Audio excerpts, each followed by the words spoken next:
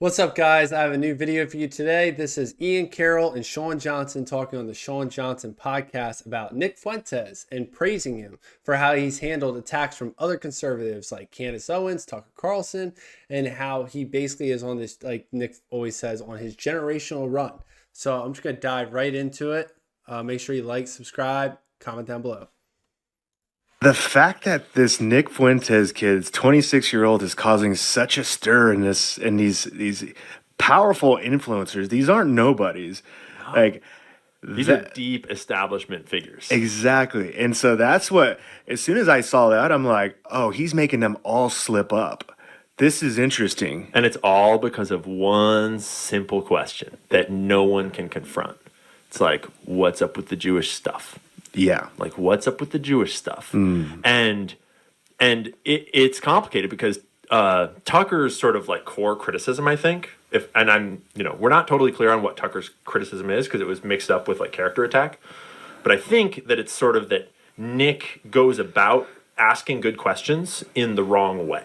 That like he is too abrasive and too racist and racial and too focused on the Jewish thing and instead of like on the policy and on the other underlying stuff. And it's like going to turn everyone off to the important questions and it's going to make it easy to smear everyone that talks about this stuff and ostracize them and call them all crazy. And it's like in the past that worked. In the past that was how it was. Like that's what they did with Alex Jones. They make him the crazy Sandy Hook guy, then everyone that talks to Alex Jones is crazy. And everything that Alex says is crazy. But all they do is fuel his fire. Exactly. They just made this fire even bigger by trying to talk shit. And even if that strategy of that they're worried, that Tucker's allegedly worried that Nick Fuentes is going to like muddy the waters, even if that was true, like it's not true is what I'm trying to say. It's not true anymore. It used to be true. That used to be one of their main strategies, but it's just not true anymore. Like Nick Fuentes is far from the most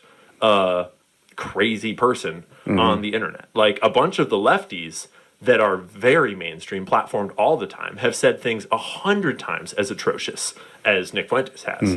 Like very mainstream people. Like one of our senators, Randy Fine, said, "Let the streets run with the blood of Gaza." Ooh. Like in public. That tweet is still up. Like starve them all. Nick Fuentes is far from the most controversial person on the internet. And So what is it then? right? What is it? What is it? And it's and to everyone watching, What is it? it's obviously just the one question. It's just the one thing that Nick talks about in a way that no one else talks about, and it's the Jewish thing.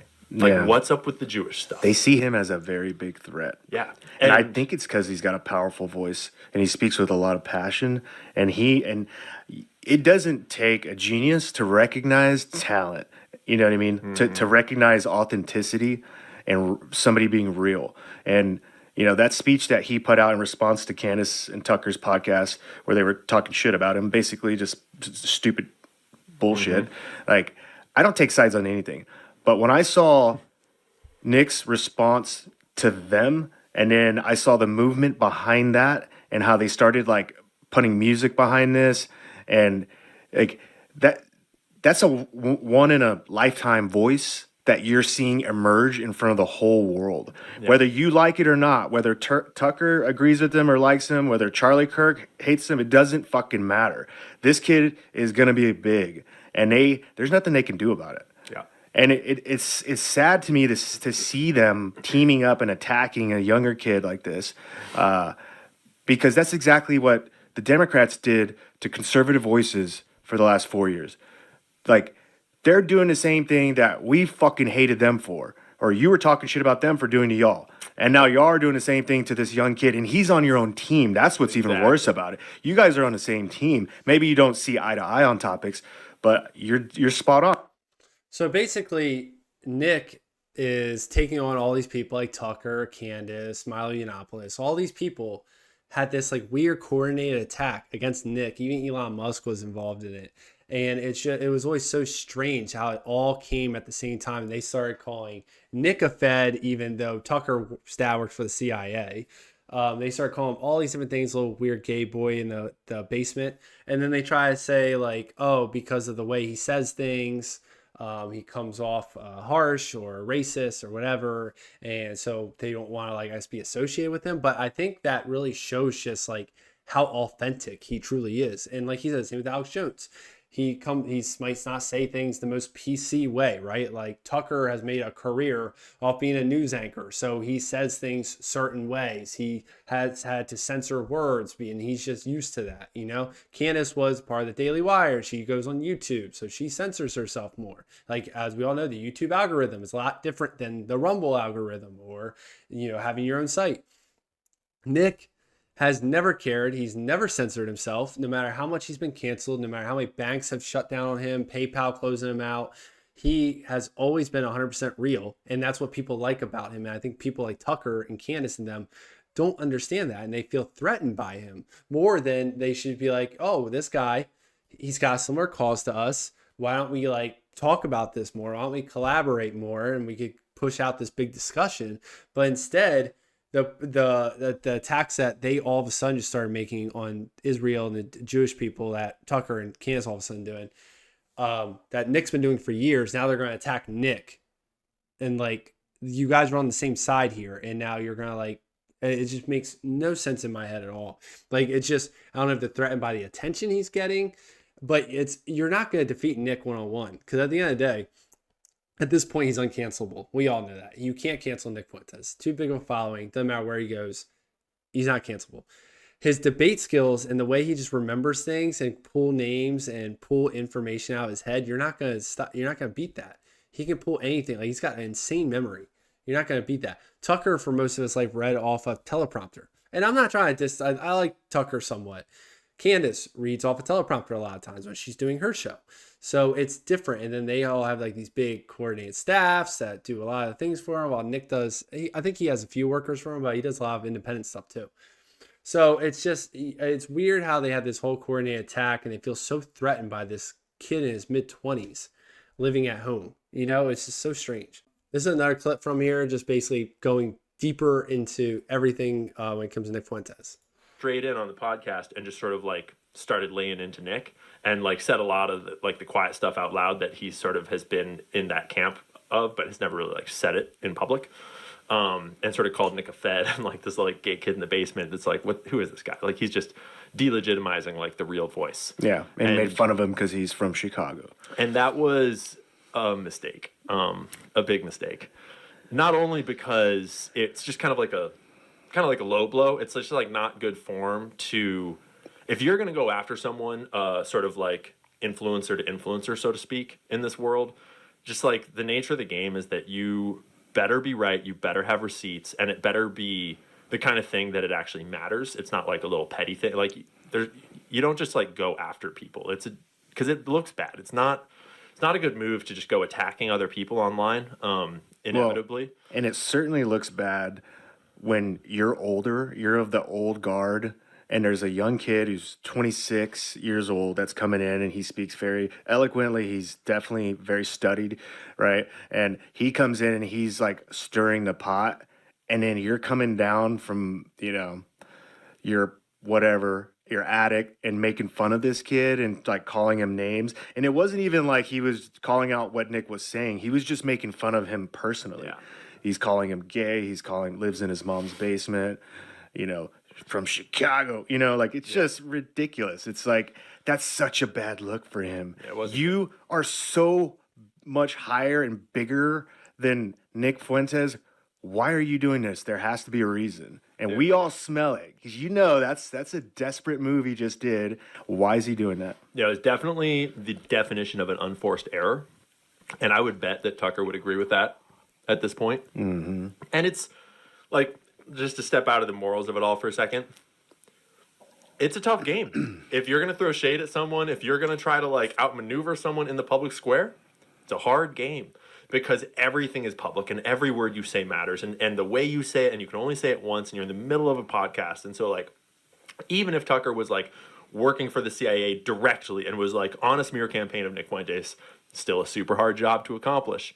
And I'm not saying that's what he's doing, but it's he made a mistake. and he did it all wrong, whatever the heck he was trying to do, whether it was like just like a loose cannon kind of a day in his brain where he said some dumb shit, or whether it was like an actual like thought up smear that he was trying to like level correctly. Didn't do it right. And that happens. We all have off days and say dumb shit. It's normal. But then Nick fired the fuck back. Like Nick put down two of the most powerful, talented performances of oration that have been on the internet in the last like 5 years. And the first one really directly aimed at Tucker and his dad and Tucker's family and his history that is very clearly like straight from the CIA.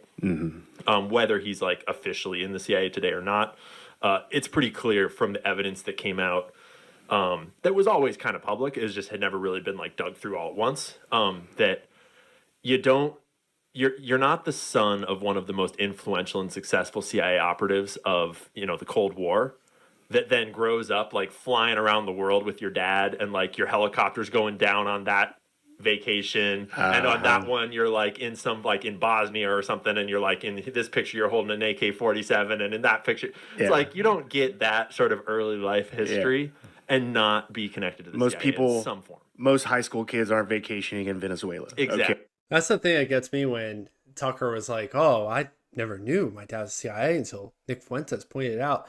Bro, you just look at your life growing up. You talk about going to like Nicaragua, Venezuela, and Eastern Europe, and all these different places as a kid. That's not normal.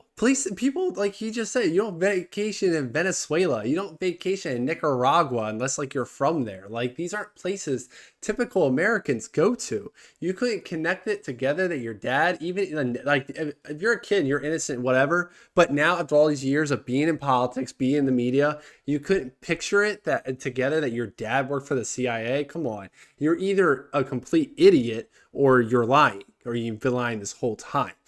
And it's crazy that Nick was able to find it out and expose it to everyone, expose how Tucker hasn't been truthful to everyone. And then he's coming off like, oh, I didn't know. Like, bro, come on. People in reality don't vacation like that. You vacationed in a very strange way. You're well traveled, and clearly your family probably has money too, since he worked for the CIA.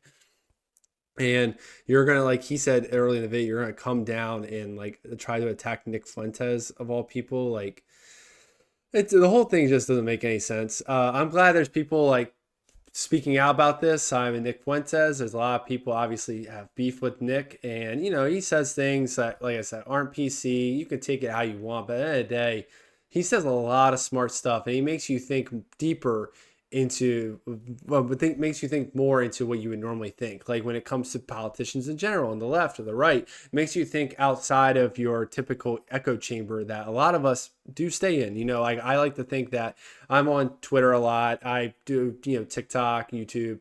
I see a lot of different things. But at the end of the day, I'm still probably in an echo chamber to an extent. Like I'm not watching Midas Touch and all these other liberal things. And so it's like, watching Nick, because he's really good at attacking both sides, especially recently. He's been going pretty hard after Trump and JD Vance, especially JD Vance. It really opens your eyes to how corrupt kind of everything is, and how there's really no sides. It's just kind of like the government versus the American people. And there are lesser of evils. Like I think the Republican Party is the lesser of two evils versus the Democrats, but I also think Republicans in general are pretty useless. You know, it's more like Democrats are going to do all this crazy stuff. The Republicans are going to do nothing. So you're going to pick the person that just does nothing. You know what I'm saying? So Nick's really good at making you think about those things. And obviously conservatives feel threatened by Nick, like Tucker and Candace and Milo and all of them. So it's very interesting how that whole situation and everything along with that will be going forward as Nick continues just to grow and thrive with his social media. Let me know what you guys think in the comments about Ian Carroll and Shawn Johnson talking about Nick Fuentes. What do you think about Nick Fuentes in general? Make sure you like, subscribe to the channel. I'll catch you next time.